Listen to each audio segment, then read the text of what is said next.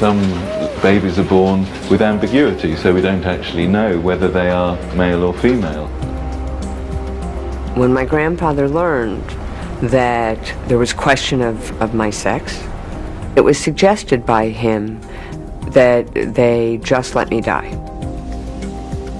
I look female on the outside. I have normal female body, basically, but instead of having XX chromosomes like a typical female, I have XY chromosomes like a typical male.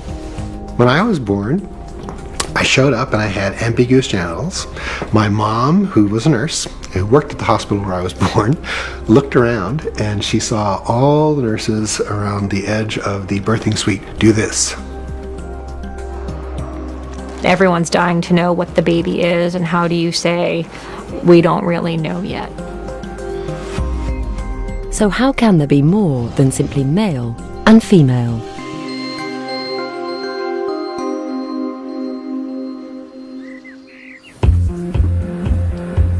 I wanted another boy. I wanted a girl. Well, I thought it was going to be a girl. I'd have liked a girl, but as long as he's healthy, I ain't bothered. I had her as soon as I got in here. Yes, I didn't even get a pair of gloves on today, but we caught her. We did. She came in the right place and she's absolutely beautiful. She's none the worse for it. Yep. The thrill of a new baby never goes away. No. And the sex of a baby is more often than not the first question everyone asks. The husband said, "Oh my goodness, it's a little boy," and they were just both very emotional. It was lovely, really lovely moment. However, for some parents, it's not that straightforward. They took us in a room and they said, "We need to check the sex of your child," and I thought, oh my God, looking at him and looking at the way he was made, you could actually look at him and in a different light think that he looked like a little girl. Giving birth to a baby whose sex isn't obvious can be frightening and confusing, and most parents would want to protect the identity of their child by remaining anonymous. And I was scared. I was scared for him, and I was scared for us, and I was scared about the effect it was going to have on us as a family, but I knew that I owed it to my son to sort it out. How come one day I have a son and then the next day I have to tell all my friends and family that actually I haven't got a boy, I've got a girl.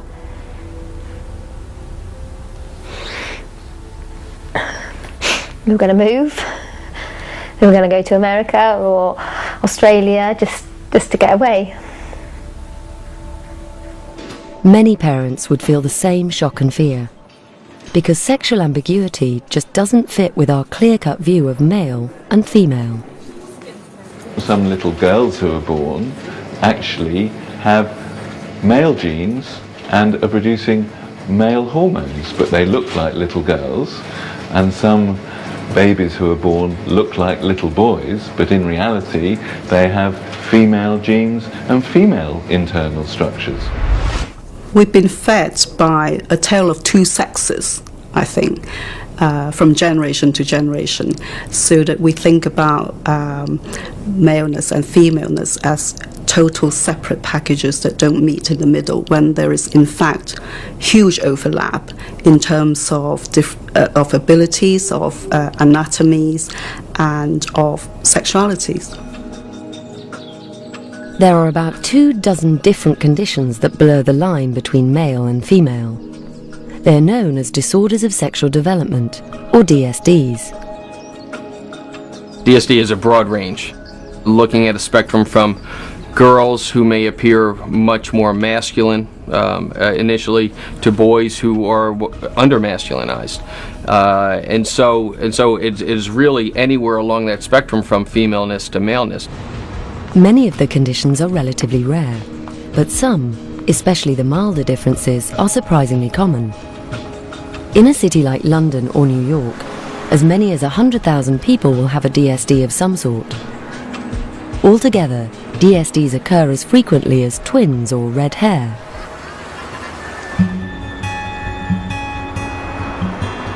Some DSDs will also affect your general health.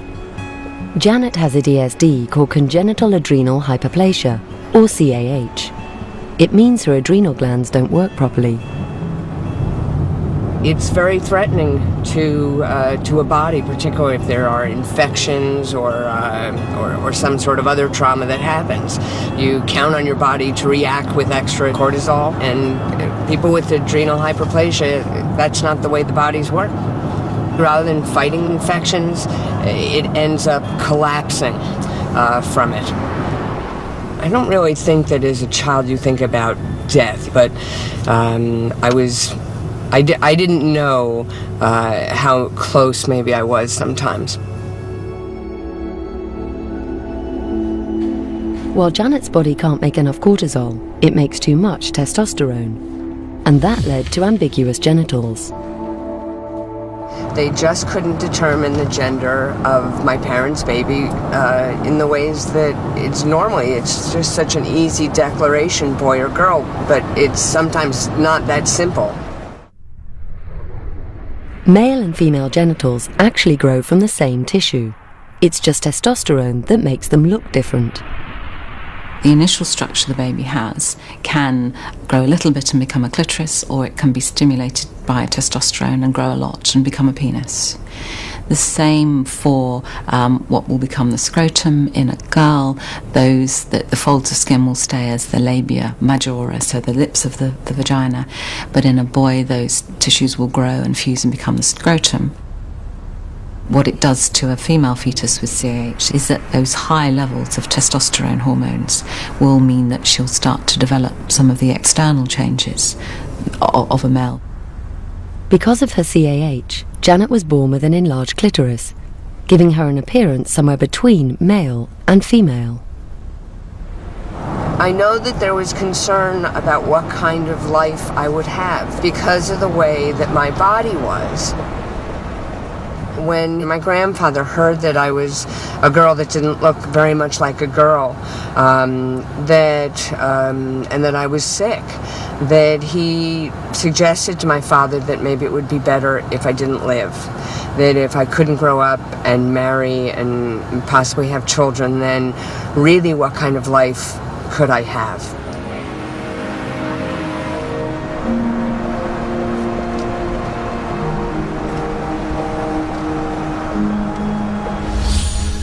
Working as a clinical psychologist and as a certified sex therapist, I worked for a long time with people who were born with ambiguous genitalia, people who we call intersexed. And those people are usually raised with a lot of shame and secrecy. Those babies are hidden from general society. I really understand that experience because that's the way that I was born, and that was my experience of growing up. I see a lot of parents go through a tremendous amount of fear and guilt that they're somehow at fault for having given birth to a child that has a birth difference. I think my parents were worried about that too. There's also a lot of shame and stigma that goes along with having a kid that's born different, and how do you explain that to people, and how do you tell people how it is that this happened.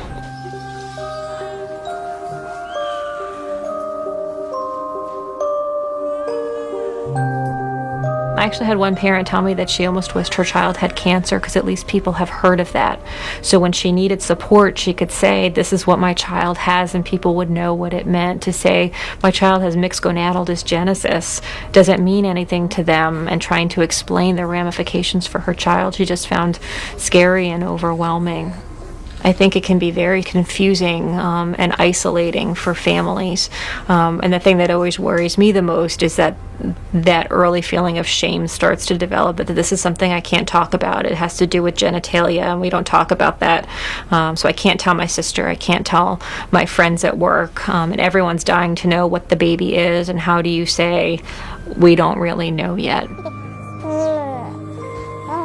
People tend to kind of create radio silence, and they kind of wait for the doctors to come up with some kind of decision about this. And the doctors are looking at their chromosomes and their gonads and how the tissues respond to various kinds of hormonal influences, and seeing what's going to happen if they try to give this kid a male assignment or try to give this kid a female assignment.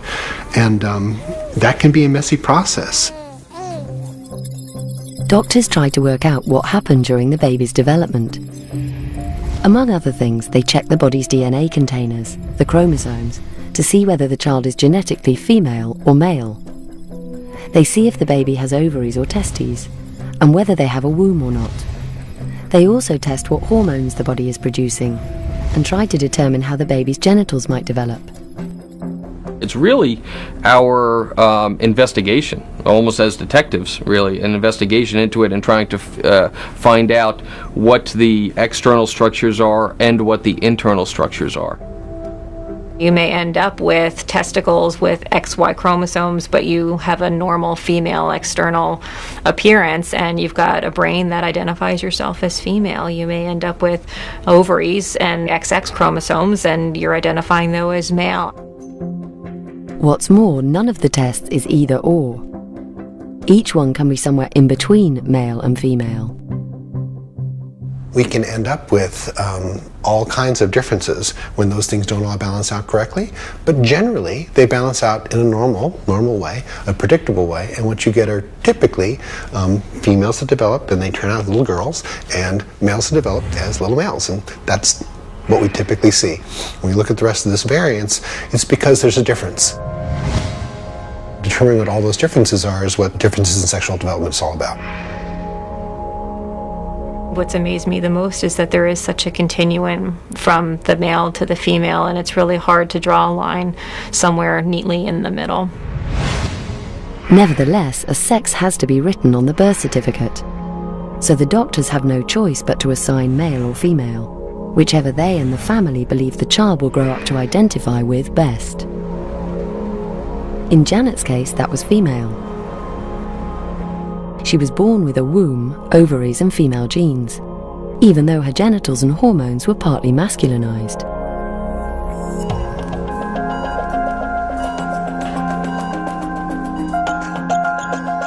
The next question her parents faced was whether to allow surgery to make her genitals look more female. At the time, surgery was standard practice, accepted almost without question. My parents really didn't get what was being done. But they agreed because there was a doctor that said, this is the best thing we can do for your child. Really, my first memory is of being in a hospital. Very clear memory. What is that memory? I was about 2, and I can remember exactly where the bed was in the room. I can remember that it was kind of a crib because it had the bars on it. I remember where the door was to the bed and how the door had that the glass that's kind of milky. And when you used to have exams or the nurses came in, your parents were made to leave the room. And I could see that my parents were very upset. I just knew that it was about being brave. So I started saying, if you hear someone cry, it's not me. And I said that to them every time they had to leave the room. Nobody was looking in my eyes. There was not one resident, not one anyone who said to me, you know, are you okay? Or actually looked at me other than to lift up the sheets. And I remember thinking, well, if I can do what they're doing, if I can remove my mind from where my body is, this will be over. I got good at it.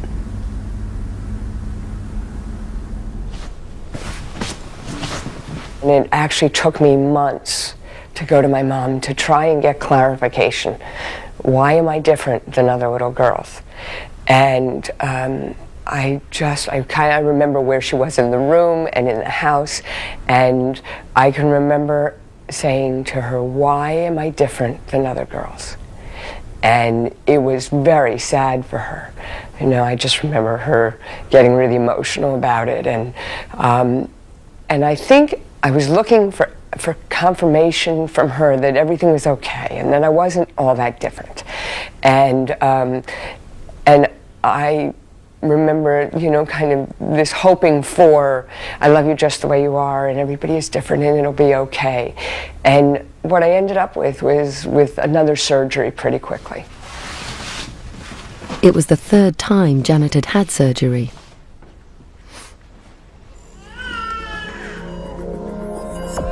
A lot of the people that come to see me remember being little kids in the hospital. They remember a tremendous amount of pain around their genitals. They remember getting no explanation about what was happening to them, and they know that they still have trouble with their genitalia.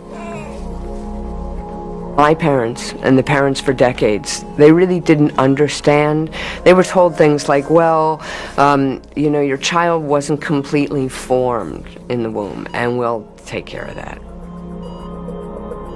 Or this is just a little nothing, it'll all be okay. And what parent wants to be thinking about their children's genitals, you know? They don't. So, you know, in medicine, our doctors used to say, this is what you need to do, and we used to say yes. My mom wanted a girl. She had my older brother first. And like most 50s families, they thought it would be great to have a boy and a girl, and that's not what happened. I had this very mixed presentation where things looked very between male and female. Not really very male or very female at all, but very much in between. I had kind of floppy sacs that could have been, testicular sacs, or they could have been labia majora. And I had a penile structure that was bent down that could have been labia minora or the shaft of the penis. And I had kind of what would have been the head of the penis or the clitoris that was kind of split and put in the wrong place for really either one. And then there was kind of a pouch in between these two sacs that was pretty shallow. They called it a vaginal pit. Tiger had severe hypospadias, a condition that in milder forms affects as many as 1 in 250 men. The doctors told my mother that it was going to be something they could fix up and could do in a couple of surgeries. I've had 20 surgeries, and first surgery is done at 3 months. I'm a 3-month-old baby, and they're already doing corrective surgery on my genitals. So I'm hardly in the world yet, and they're already bringing out the steel, you know, to cut me up and make me into what they think I should be. From my point of view, all the surgeries that I suffered previous to age 19 were unnecessary failures. And I lost a tremendous amount of feeling tissue that I would like to have still. And that was taken from me. I would go back to school and I would have a tube running into my body with a sac on my leg underneath my pants that would collect my urine, right? So I didn't use boys' bathrooms, I didn't use girls' bathrooms. I had to go to the nurse's office or to a faculty bathroom to be able to empty out this sac. So I didn't really have a sense of belonging to a sex on the basis of bathroom choice particularly, but also instead of playing baseball or some of the other things, or football, that might put my body at risk, I would play jacks with the girls, or I would jump rope with the girls. So there was this confusion about how masculine am I supposed to be, how feminine am I supposed to be, what rules do I play by, which games do I choose, because the messages were very confusing. Of course, I could never tell anybody what was happening, right? So I always had to keep it a big secret about where I went during the summer, where I went during vacations. So I couldn't tell anybody that I was having surgery down there, where I'm not supposed to talk about, I'm not supposed to touch. Going back and forth to the doctor, which happened all the time, because there were infections and complications and breakdown of wounds, all kinds of things happening all the time. I was enduring a lot of pain and a lot of really invasive procedures and nasty stuff happening in the office, and my mom had to be there for all that, and it was very, very hard on her, and I felt terrible about that. Even as a little kid, I felt like, how can I make this easier on her? I think that the weight that she bore was far worse than it should have been, and it's one of the reasons I do the work that I do. I try to reach out to people who are as isolated as she was and get them the information necessary. On the show today is Dr. Tiger Devore. He's a sex therapist, a psychologist. We're going to get right to the point. What's the difference between men and women?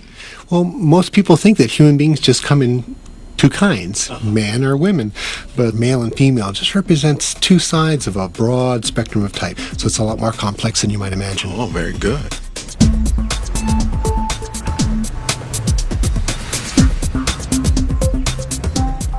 Over the past decade, treatment for disorders of sexual development has come a long way. It's far less paternalistic than it used to be, and our team as a whole really believes that the whole family needs to be involved from the very beginning. Parents are involved in the very first discussions we have, and we encourage them to continue that conversation over time. The goal of our DSD team is to really take a multi-specialty approach and heavily involving the family with that. And so we have urology, endocrinology, psychology, genetics, social work. I think all of that is very important to treating a child with a complex disorder that requires the expertise of all of those components. This multidisciplinary approach is also used here in the UK. My role is to help parents think about the consequences of early surgery in terms of the fact that there'll be scarring, that although it might look more like they're hoping, it doesn't mean it'll look completely like somebody without ambiguous genitalia, because there'll be scar tissue.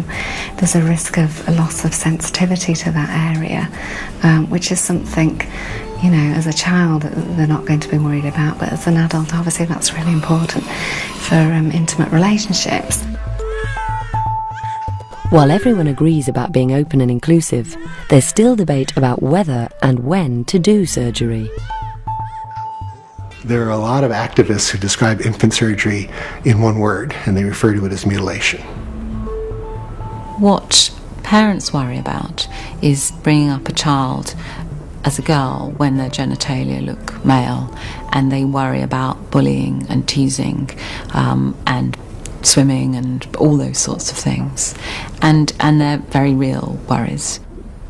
We know from studies now that with fetal surgery, the fetus heals very quickly and does very well, and infants respond to surgery and heal better than they do in later childhood and certainly adolescence.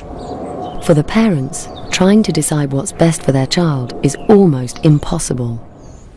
They said in order for him to function as a man, he was going to need intensive surgery, about 3 to 5 surgeries, because the way he was at the moment, that was never going to happen. The surgeon told me it was going to look horrific. He said it was going to look like it had been chewed, and that's exactly what it looked like. It looked like a dog had got hold of him.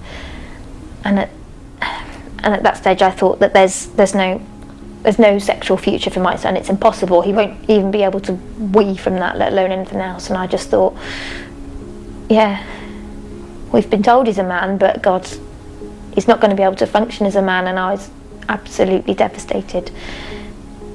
The surgeon said, let's go back in that room and let's look at it properly. He said, try and look at it differently. And I did. And he was right. And actually we're lucky.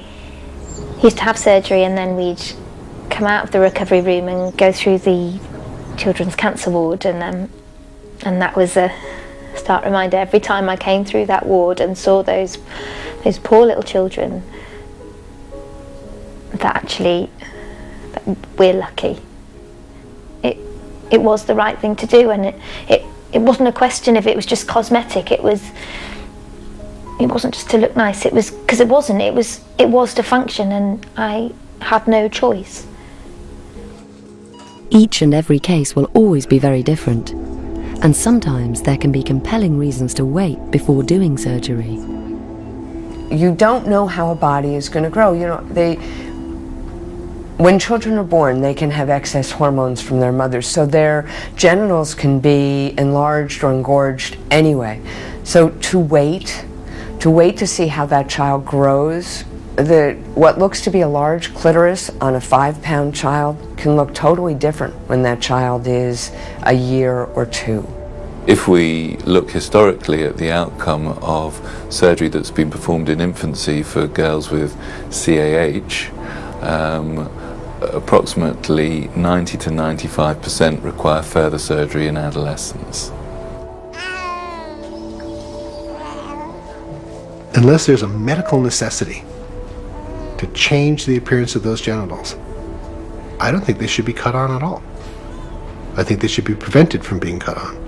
It's the kid's genitals. It's not the parents' genitals. It's not the doctor's genitals. It's the kid's genitals. And when they're a young adult, they're going to want their genitals to work. The issue, I think we would all want the child to be able to make the decision for themselves. The problem there is that if you wait until they are old enough and mature enough to understand and say yes, have you hurt them by not doing the surgery or the medication or whatever earlier? We've had one little girl we worked with congenital adrenal hyperplasia who had no reconstructive surgery done, and now at 8 years old has a very large 7-centimeter clitoris, looks typically male. And when I ask her, how does she see herself, she's like, I don't really know if I'm a boy or a girl. I'm a girl in my head, but I'm a boy below my waist, and I don't really know what to do about that. We want to make sure that we're making the proper decisions and distributing the proper care to the patient for long term.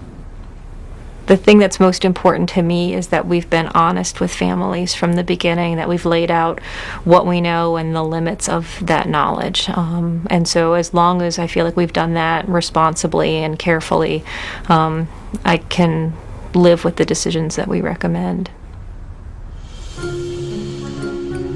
Slow your roll there, Mama. They're good when they really puff up. I had a premonition that she would be a little girl about a month or so before she was born, and so I was pleased that my idea of her was the reality. It's lovely having a boy or a girl, but it was a lot of fun having a little girl. Not all disorders of sexual development are obvious at birth. Many DSDs affect the internal organs and won't be obvious in everyday life. In some cases, they can go undiagnosed for years, which is exactly what happened to Katie. When she was 6, she slipped in the tub one day and started crying, and we noticed that she had a bulge in her groin, which was a hernia. I remember the hernia. I remember that it hurt. I remember going in for the surgery.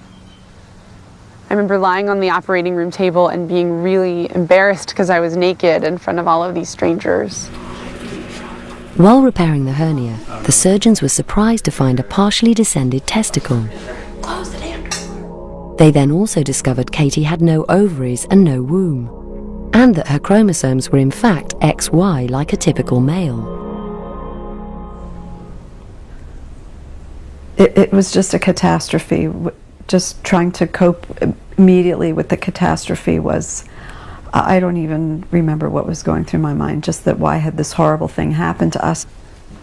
You feel like your family is just burdened by this terrible, terrible condition, and how are you going to cope with this?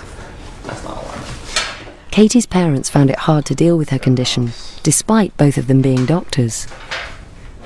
You're flabbergasted, and as a physician, everything that we knew about this condition was very abnormal, and so you just say, oh my God, my child is in this abnormal section of the medical textbooks that took up a quarter of one page. And so you're trying to put that into context as a parent and physician, and it's really hard. Katie's condition is called androgen insensitivity syndrome, or AIS. Although not diagnosed until age 6, it in fact developed in the womb. In normal fetal development, things actually start off pretty much the same for boys and girls as they're developing. It can be a little bit difficult to understand, but if there's a Y chromosome, then the gonad will develop into a testis. The testis produces a number of hormones, the most important of which is testosterone. And it's testosterone that will cause the external genital structures to develop, The testis will produce anti-Müllerian hormone, and that stops the female structures from developing. So a male fetus won't have a womb. In the absence of a Y chromosome, the fetus develops ovaries, which don't produce the same levels of testosterone as testes. And it's basically due to these lower levels of testosterone that a baby develops a female body. Now, there are some conditions where things don't work normally. So, for example, in androgen insensitivity syndrome, a child does have a Y chromosome, so an X and a Y chromosome, with testes that are producing male hormones, but the body just doesn't respond in the normal way to those hormones. And so the baby, when born, looks like a normal little girl. I guess I was a girly girl. I always liked wearing dresses. I used to sneak in and put on my mom's makeup when she was out and loved dressing up in her clothes. Yeah, I was definitely a girly girl. I loved clothing and makeup and shoes and jewelry and stuff like that from a very young age. As a happy young girl growing up, Katie was unaware of her condition. What we had been taught in medical school was that these women were never to be told of their diagnosis of their chromosomes or that they had testes, because it would be so devastating to them that they would commit suicide. What parent is going to convey a piece of information that might lead their kid to hurt themselves? It was a very, very difficult time, a lot of sadness associated with it. But on the flip side, you've got this bubbling 6-year-old girl who's happy and she's talented and lights up a room when she comes in the room. So at the time, it just felt like the best thing to do was just keep it to yourself and see how things played out. But deep down, Katie's parents felt uncomfortable about keeping silent, so they told her a little bit at a time. We started talking about people who are obviously different and that it's okay to be different. I think I told her that most women have a nest inside their bodies where a baby can grow, and that some girls do not have that nest and that they will be having their families by adoption. It really kind of changed my world. And I remember even as like a 9-year-old feeling sad when I saw pregnant women or even little babies made me feel sad for a long time. I think Uncle Matt needs to bring it. Katie's parents knew it would be even harder for her to accept that she had testes, and that her chromosomes, her very DNA, was technically male. They didn't feel able to tell her until she was well into her teens. Katie and her sister homecoming? I was very, very angry at my parents. I was incredibly angry because they had known about this for 12 years. And my doctors all knew about it, and my grandparents knew about it, and a couple of other people in my family had known about it. And like strangers, like doctors who just happened to be in the office when I was there, knew more about me than I did. And so I was really, really, really angry with them. And I was really scared.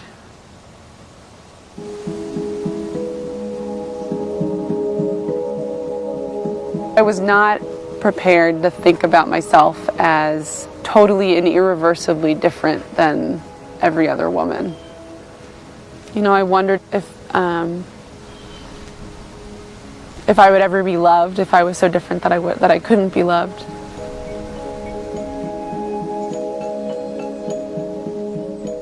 Katie's testes were removed, and she now has to take pills to give her more appropriate hormones. I think we have very inadequate definitions of what sex is, but I think based on what we do have to define sex, I can't say that I'm either male or female in terms of my sex, although my gender identity is very female, so.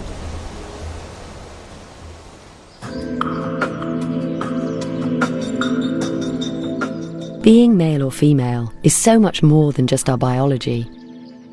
It's about who we feel we are and how we live our lives. And living life with a DSD can become even more challenging when you're starting a relationship.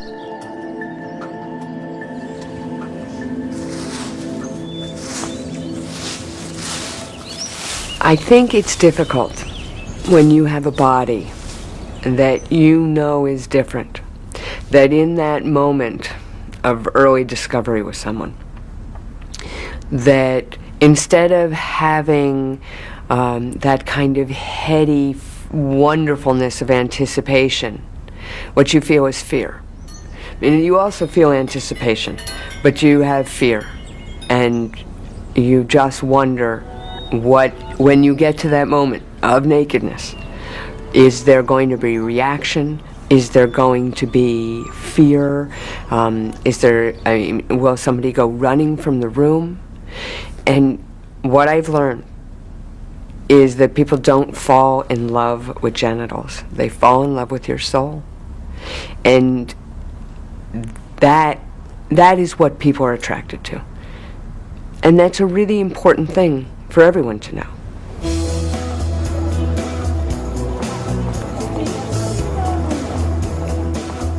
We met in a pub in Leeds. As soon as we met, I thought she's a very nice girl. At first, I didn't really think he liked me.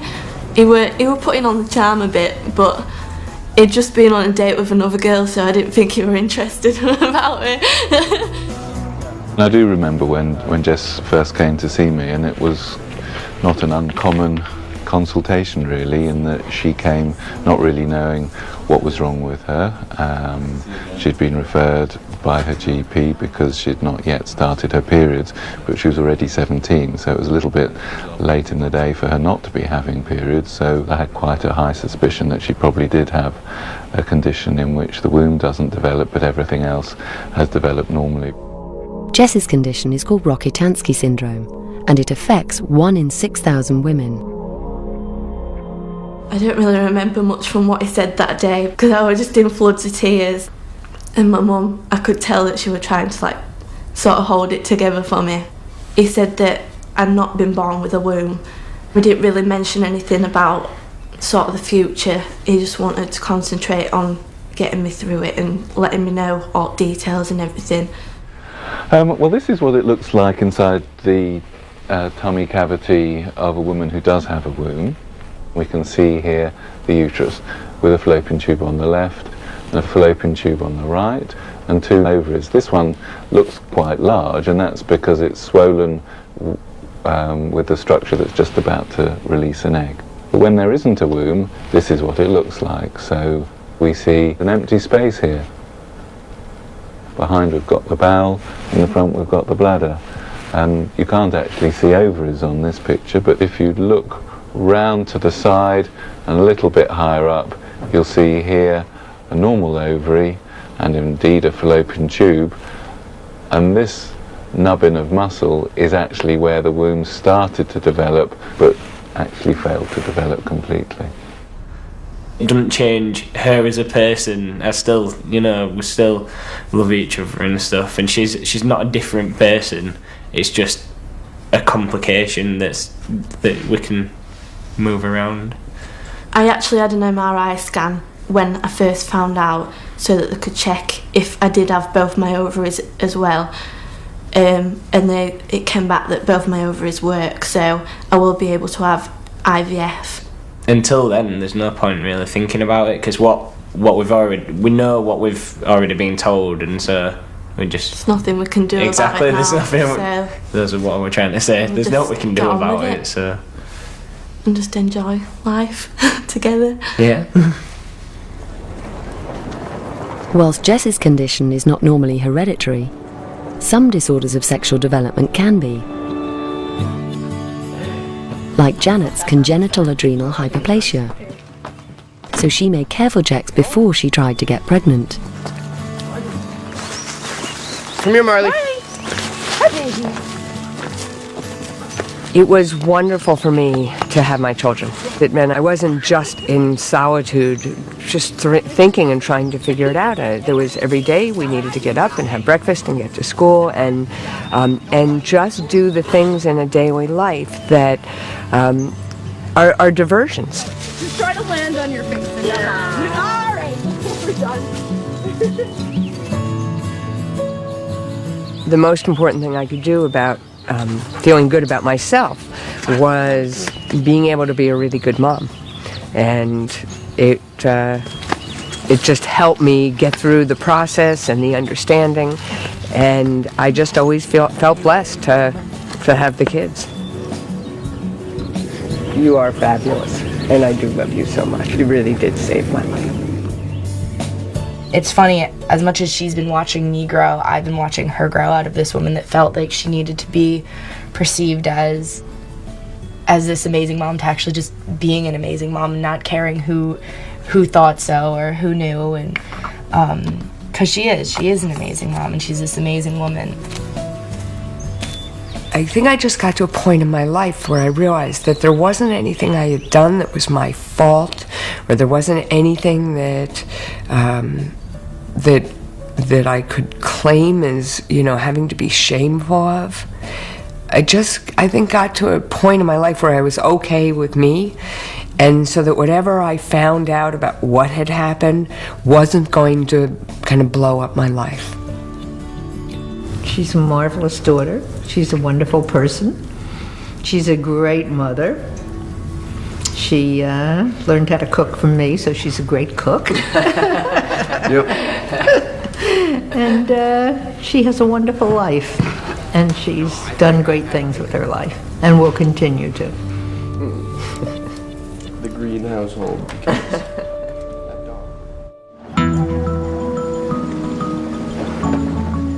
For some women, the reality of living with a DSD will mean they choose to remain very private. In an ideal world, I don't want to be anonymous. I'm not embarrassed about who I am. In fact, quite to the contrary, I'm incredibly proud of who I am. The reason I'm being anonymous is because I'm scared of the outcome. Partial androgen insensitivity syndrome can mean an intersex female with XY chromosomes looks more male at birth. So the doctors wrote male on her birth certificate. I don't doubt my gender. I'm 100% female. But I was born with a DSD, and I was associated, understandably, initially, with a male role. I don't blame anybody for that. It was the level of medical understanding. But it was one of the worst times of my life. They raised me as a boy, which was really, really, really tough. When they dressed me, I used to scream and scream and scream. I was ridiculed constantly because of the way I sounded. I was ridiculed because of the way I looked. A really vivid memory that I have was feeling like a 12 or 13-year-old girl and being enforced to have to go into the boys' changing room, and my body wasn't anywhere near the state of other people's bodies, and I was terrified. By her mid-teens, she was experiencing more mixed physical development and appearing more female than male as her puberty progressed. She and her family experienced immense prejudice. It was very hurtful for my daughter, for my other children, and for me. The bigotry that they were showing, and the lack of understanding, and their unkindness. And, in fact, she left. She didn't leave the family, but she left the family home to get away from this type of response, this type of behaviour, to the far end of the country. I wish I could refocus that camera and say hello. I really do. And I'm sure I will do one day.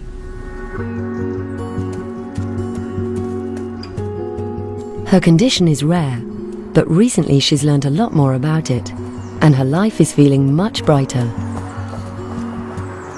I was given the correct specialists to see and clearer understanding of my condition, and they're good. They're a great bunch. I'm okay. I'm all right. I would go to the ends of the earth for all my children. I feel the same way about all of them. And it's just a very deep love I have for them. Do you know the truth is, though, at present in the UK, as a woman who's been born with XY chromosomes, I'm prevented from changing my birth certificate from male. That means that I don't have the right to be married in the way that any other female has the right to marry. I want the same rights that everybody else has. And I'm going to get them. Hi, nice to meet you. At the Houses of Parliament, Lord Stevenson of Balmacara is happy to discuss trying to bring about change. It seems to me that the law, when it was first formulated, didn't adequately deal with XY women, and therefore it should be possible to go back and say either amend it slightly or add a clause or two to try and make it better. Not terribly easy in general terms, because Parliament's stuff full of legislation, but where there's clearly been a failure to get the right legislation through, I think people will bend over backwards to help. I have a general interest in intersex and other conditions like that. I myself have got hypospadias in a mild form, and I'm conscious that this is not very well known generally, and sometimes there are situations which do need to be attention both on the medical side but also on the legal side, and it just seemed there's a possibility of an injustice being done, and we ought to try and act to try and make that remedied. It may take some time, but the wheels are now in motion. I'm constantly humbled by patients' capacities to find their own solutions. No one, no matter what kind of history that they've had in terms of the care in relation to their DSD diagnosis, should give up. Patients shouldn't give up, and families shouldn't give up, and we never give up on any of our patients, no matter what history they come with. I have to tell you, for most of my life, I was a fucking mess. I really was. I mean, I lived my life, and I lived a great life, but psychologically, I just was stuck, and I would struggle, and I was scared, but I really have had a magnificent 13 years or so. Really, since I got my medical record, since I realized I wasn't the only person like this, it's become a fabulous life. Because I'm not a person with a DSD, except when I'm doing this work. I'm a realtor, I'm a mom, I'm just like I'm a normal person. From the standpoint of how I would want people to be accepted as intersex individuals, the tyranny of being forced into circling M or F on every form that I fill out, I'd like to see that change. I'd like to have a lot more options to be able to check, and typically what I do is I circle the whole thing, so it says morph, M or F, and that's my favorite way of responding to that question. When I look in the mirror, I see someone who has come through something challenging and has made a lot of good out of that challenge. I also see someone who likes to read and to sing and to dance and to spend time with my friends. I see a daughter and a sister and a partner. I see someone who will be a mother and a grandmother.